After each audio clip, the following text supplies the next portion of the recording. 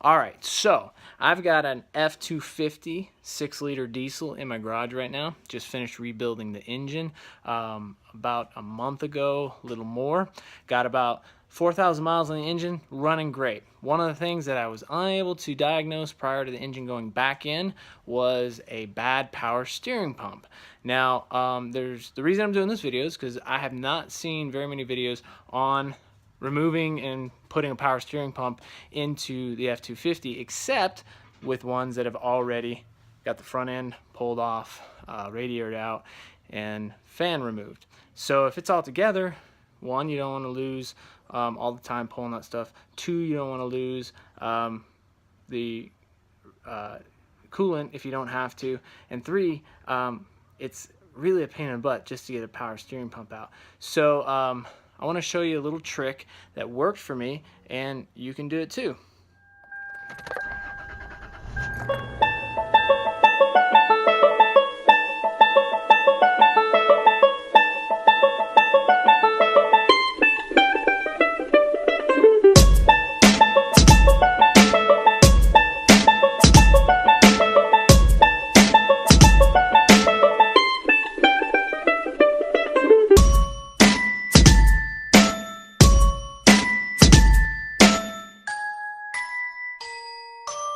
Okay, so got the pump out, and I've already pulled the pulley. I've got the pulley puller that you can go to AutoZone and get for free. Basically, you give them 40 bucks, borrow it, take it back.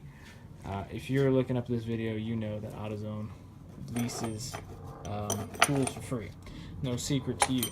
Anyway, so one thing I want to note is I pulled the pulley after I pulled the pump off the truck, and any of the videos I've seen out there thus far has said you need to pull the pulley off first so that you can get to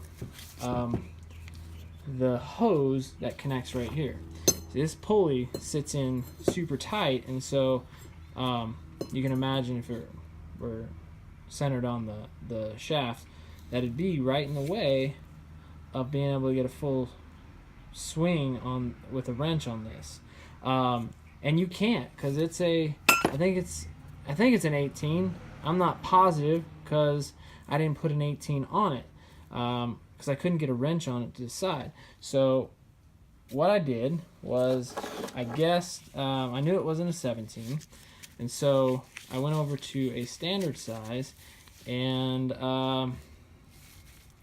here we go. I cut it about in half. Just wrapped it with electrical tape so that just to have a little bit of grip. Grind it on the edge so that there weren't any sharp edges. So like I was saying, I cut this in half, and this is an 11/16 that I cut in half. I had a cheap spare wrench that yeah, I mean, like I said, just cheap. I don't even know how I got it. It ended up in my toolbox, and so it was still a little small. And so what I did was I took the same angle grinder that I used to cut the wrench in half. I got in here and I grinded down the wrench just a little bit to basically make it an 18.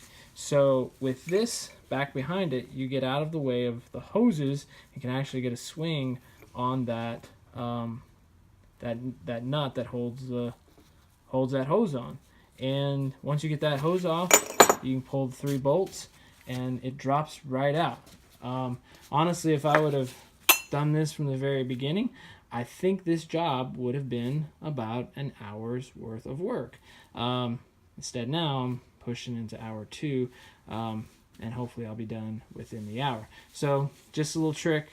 It works. I did it, and I'm going to put the new one in.